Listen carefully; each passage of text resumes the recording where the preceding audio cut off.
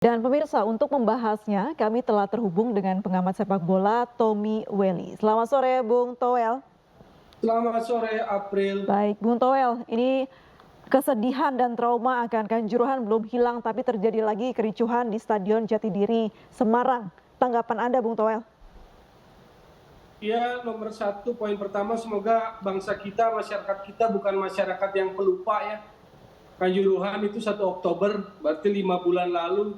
Semoga semuanya bisa ambil poin, ambil hikmah gitu loh.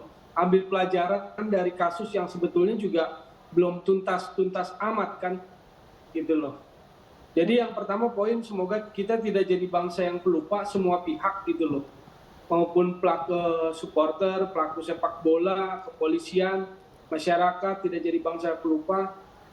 Prihatin tentu saja ada kejadian seperti ini. Nomor 2 soal pendekatan-pendekatan. Kan setelah kejadian Kanjuruhan ada transformasi tuh. Transformasi sepak bola karena kejadiannya di lapangan sepak bola. Ya. Saya juga nggak ingin sepak bola jadi kambing hitam untuk semua kejadian kerusuhan. Contoh di pertandingan ini kan sebetulnya diputuskan tidak ada penonton. Karena PSIS lawan Persis atau pertimbangan apapun lah dari kepolisian setempat, Polda Jateng tentunya. Tetapi kan tanpa penonton juga tidak menghilangkan kemungkinan atau potensi ricuh ternyata. Karena ternyata penonton datang ke stadion ingin nonton tim kesayangannya dan maka terjadilah kericuhan itu kan dengan pihak aparat keamanan. Betul. Jadi apakah pendekatan tanpa penonton itu juga adalah pendekatan yang atau keputusan yang paling baik? Ternyata kan enggak, gitu loh. Jadi ini perlu dipikirkan lah. Apalagi kan kemarin setelah terjadi tragedi Kanjuruhan ada transformasi sepak bola. Semua pihak terlibat, stakeholder pemerintah terlibat, termasuk kepolisian. Produknya Perpol kan, Perpol nomor berapa? Tapi Bung Toel, sebenarnya kenapa sih supporter ini tetap hadir begitu meskipun pengumuman sudah jauh-jauh hari tidak ada penonton? Apa yang membuat mungkin supporter ini tetap memaksa hadir menurut Anda? Ya tentu supporter yang bisa menjawab ya.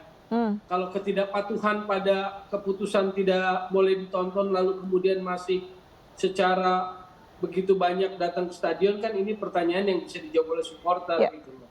Tetapi kan yang mau saya sampaikan adalah pemikiran, misalnya review analisis untuk kita sedikit tenang, apakah pendekatan tanpa penonton itu adalah pendekatan keputusan yang baik? Belum tentu juga ternyata gitu. Karena pada hakikatnya pertandingan sepak bola adalah pertandingan yang ingin ditonton oleh supporternya. Boca Junior, River Plate di Argentina itu derby yang sangat panas juga di kota Buenos Aires. Tapi kan tetap dengan penonton gitu. Berarti formula apa Bung Toel yang paling tepat? Ya, formula apa yang paling tepat untuk Indonesia? Karena tadi di satu sisi ada supporter banyak sekali seperti Kanjuruhan pemicu kericuhan dan ini sudah dilarang tapi tetap saja ada dan bahkan kericuhannya di luar stadion. Formula apa yang paling tepat menurut Anda? Ya, saya bukan malaikat yang bisa kasih tahu formulanya gitu loh. Supporter tetap datang sementara pertandingan itu tanpa penonton, jelas-jelas kan ini juga satu pertanyaan yang harus dijawab oleh supporter maupun klub. Kenapa saya sebut klub? Karena supporter itu terafiliasi atau terikat batinnya, psikologisnya dengan klub kan. Ini supporter Semarang, ya terikat afiliasinya atau batinnya, psikologisnya dengan PSIS Semarang. Maka secara kewajiban tanggung jawab untuk mempererat hubungan, berelasi, berkomunikasi, atau mengedukasi supporter ya klub gitu loh. Itu kalau kita bicara dari sisi sportingnya. Kalau bicara dari sisi pendekatan keamanan tanpa memberi izin pertandingan tanpa penonton, maka kita berbicara tentang pendekatan dari sisi kepolisian. Apakah tanpa penonton menghindarkan resiko? Kan nggak juga ternyata. Ya, jadi perlu dicek ulang ini keputusan-keputusan yang seolah-olah cari jalan pintas paling gampang. Udah, pertandingannya beresiko, pertandingannya potensi ini, lalu tanpa penonton. Nah, ini harus dicek ulang oleh para pihak keamanan, dalam hal ini kepolisian gitu loh. Baik, tapi dilemanya adalah harusnya aturan yang ada seharusnya diikuti ya Bung Toel ya. Tapi ini sayangnya supporter malah melampiaskan kekecewaan dengan pertama kali melakukan aksi pelemparan batu ke arah polisi. Ya, nah kalau itu kan saya mau bilang kita jangan jadi bangsa pelupa, jangan jadi masyarakat pelupa gitu loh. kemarin semua berteriak, supporter bersatu berkabung, tapi dalam perilaku terpisah secara sendiri di kota masing-masing, di lokal masing-masing masih perilakunya seperti ini gitu loh. Ini juga tantangan bagi yang namanya kelompok-kelompok supporter, bagi pemimpin-pemimpin supporter untuk hal-hal yang sebetulnya mereka harus hindarkan situasi-situasi yang beresiko gitu loh. Baik, apakah Kalau ini kita bicara dari sisi supporternya, kedewasaan lah ya. kalimat singkatnya. Bung Toel, bisa dibilang tidak sih kalau ini tuh masih dalam tanda kutip cerminan dari kebiasaan supporter kita dalam meluapkan kekecewaan? Ya betul, saya pikir masih belum cukup dewasa, selalu sifatnya gampang mudah tersulut, terbakar emosinya, nggak patuh pada keputusan. Tentu keputusannya saya juga kan bilang tadi, keputusan tanpa penonton ini belum tentu keputusan terbaik. Belum tentu keputusan terbaik. Karena apa?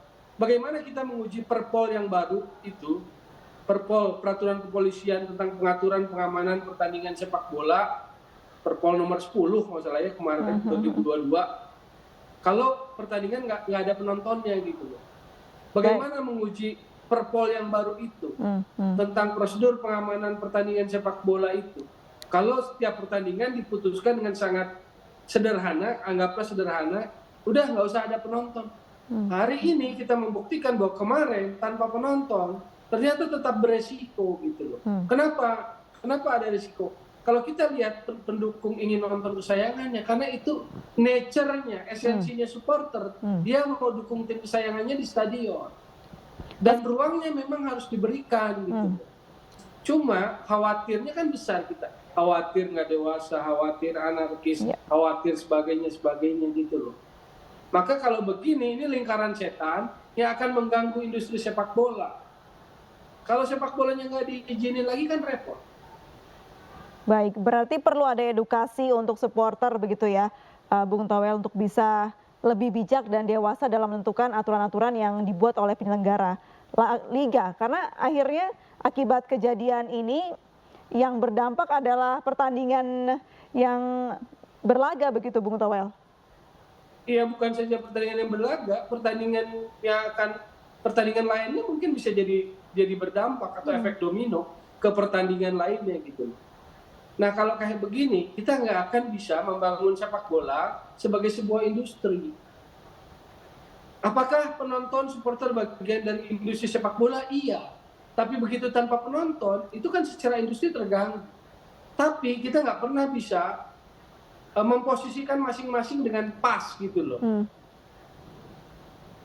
Polisi penuh dengan kekhawatiran saya lihat. Dengan kejadian pasca Kanjuruhan, penuh dengan ketakutan dan kekhawatiran. Tapi tetap jadi tugasnya polisi untuk mengamankan pertandingan. Termasuk dengan perpol yang baru terkait prosedur pengamanan pertandingan.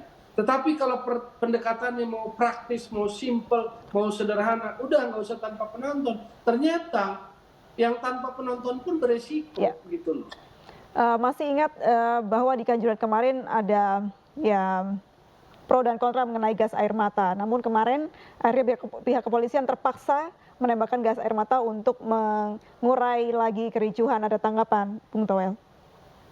Ya tentu saya tidak bisa memberikan jawaban yang begitu tepat gitu ya, kenapa sampai terjadi itu lagi. Tentu mereka sangat berhati-hati sekarang, berhati-hati sekali sekarang terhadap pertandingan sepak bola. Tapi kan harus dilihat itu di ring mana gitu kan. Kalau ring dalam kan sudah disepakati kan tidak boleh, karena ada aturan sepak bola yang melarang pihak keamanan untuk membawa senjata tajam dan juga gas air mata. Tapi kalau ini di ring luar stadion yang artinya pengamanannya udah aturannya lain, pengendalian massa misalnya, maka kan ini ada di pihak keamanan, poinnya hukumnya hukum negara gitu loh. Jadi harus pas pemahamannya begini, misalnya dalam pertandingan sepak bola ada penonton, terjadi kericuhan, masuk ke dalam lapangan atau ada flag dan sebagainya, itu hukum sepak bola akan tetap berlangsung. Apa sanksinya? Sanksinya bisa aja klub itu dihukum, misalnya dihukum 5 pertandingan tanpa penonton, denda sekian gitu kan. Tapi kalau kejadiannya di luar lapangan bola, di luar arena pertandingan sepak bola, hukum mana yang akan dipakai? Ya tentu hukum negara, Baik. hukum positif gitu loh. Baik, kita harapkan dengan proses perbaikan yang terus-menerus diperbaiki ini bisa menemukan aturan yang pas untuk bisa menyelenggarakan pertandingan sepak bola yang sehat dan bisa menjadi hiburan untuk para supporter. Terima kasih banyak Bung Toel sudah bergabung dan berbincang bersama kami. Salam sehat selalu, Bung Toel. Salam sehat.